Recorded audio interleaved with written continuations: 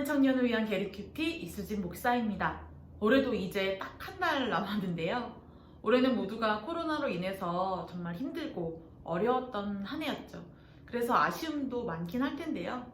그럼에도 불구하고 순간순간 경험했던 하나님의 은혜를 기억하면서 올해 2020년 잘 마무리하는 12월 보냈으면 좋겠습니다. 그럼 12월 1일 게리큐티 시작해보죠.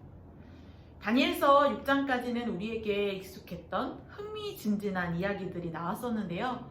오늘부터 묵상할 7장부터 그리고 마지막 12장까지는 다니엘이 직접 받은 계시에 대한 내용입니다.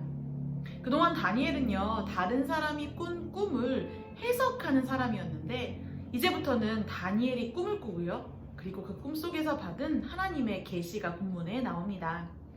그 계시의 내용들을 간단히 요약해보면 이렇게 됩니다.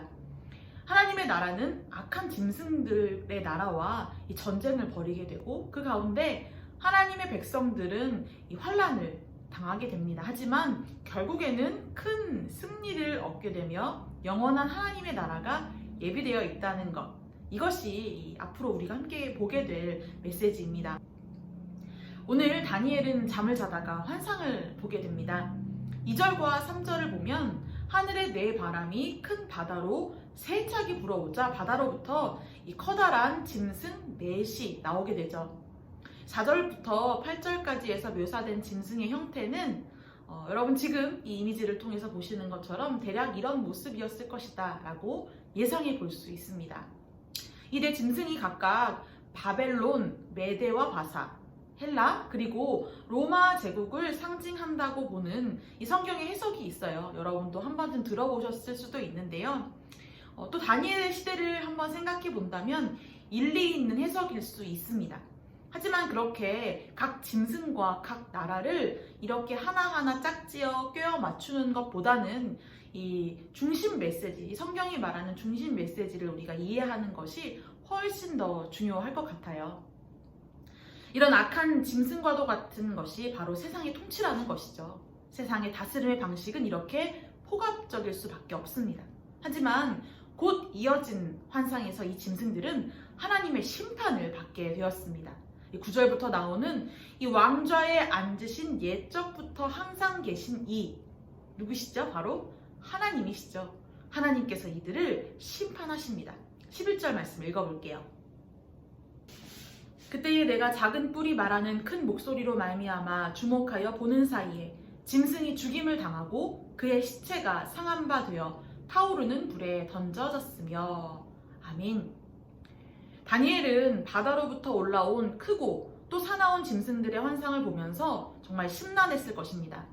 이 짐승과 같은 권세가 다스리는 세상이 얼마나 고통스러웠을지 그 아픔이 느껴졌을 것이기 때문이죠. 그런데 이어서 본 환상에서 태초부터 계신 이가 보좌에 앉아 계시고 결국에는 이 짐승들을 심판하는 모습을 보면서 위로받고 믿음의 확신을 얻게 되었을 것입니다. 여러분, 우리 눈에 보이는 현실은 어떠한가요? 약육, 강식, 적자, 생존, 짐승의 세계와 다를 바 없는 냉혹한 모습입니다. 살아남아야 한다라는 말 여러분 많이 해보셨죠? 그야말로 무한 경쟁 속에서 살아가는 그 가운데에서 인간으로서의 품격, 인성을 우리는 정말 많이 잃어버린 것 같아요. 그래서 잔혹한 범죄, 정말 파괴적인 사건들도 뉴스에서 많이 볼 수 있게 되죠. 그럴 때마다 정말 이 세상을 살 맛이 나지 않는 것 같습니다. 그런 경쟁에서 뒤처진 사람들, 또 그런 세상에 신물 나는 사람들은 스스로 세상을 저버리는 정말 안타까운 일들도 많이 있죠. 하지만 여러분, 오늘 다니엘이 본 환상은 그러한 현실 너머에 여전히 하나님이 왕으로 다스리고 계신다라는 소망의 비전이 있었습니다. 하나님을 알지 못하는 사람들은 당연히 현실만 보고 절망하겠죠.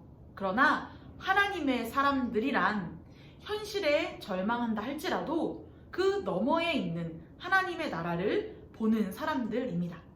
여전히 하나님이 다스리시고 하나님이 이 모든 상황들을 곧 깨끗하게 하시리라는 소망을 품고 사는 사람들이 바로 우리들이라는 것이죠. 오늘 본문에서 다니엘이 본 것처럼 세상을 상징하는 짐승들은 분명 폭력적이고 잔인하고 거대해 보입니다. 우리를 짓누르는 세상이 그러하듯 말이죠. 그러나 하나님께서는요, 이 모든 상황을 다 보고 계십니다. 그리고 최종적인 주권을 하나님께서 행사하실 날이 곧 다가옵니다. 그날을 믿고 그날을 기다리며 하나님 앞에서 살아가야 할 그 믿음을 여러분 이 말씀을 통해 깨달으셨으면 좋겠어요. 소멸하지도 멸망하지도 않는 하나님의 나라를 소망으로 삼아 현실의 어려움들을 믿음으로 이겨내는 우리 모두가 되었으면 좋겠습니다. 함께 기도합시다. 하나님, 우리를 억누르는 세상의 힘이 너무 거대합니다. 학업과 취업, 무한 경쟁에 내몰린 삶의 짐이 정말 무겁습니다. 그러나 주님, 하나님께서 지금도 온 땅을 다스리시며 우리를 위해 예비하신 하나님의 나라, 그 선하신 통치가 기다리고 있음을 믿습니다.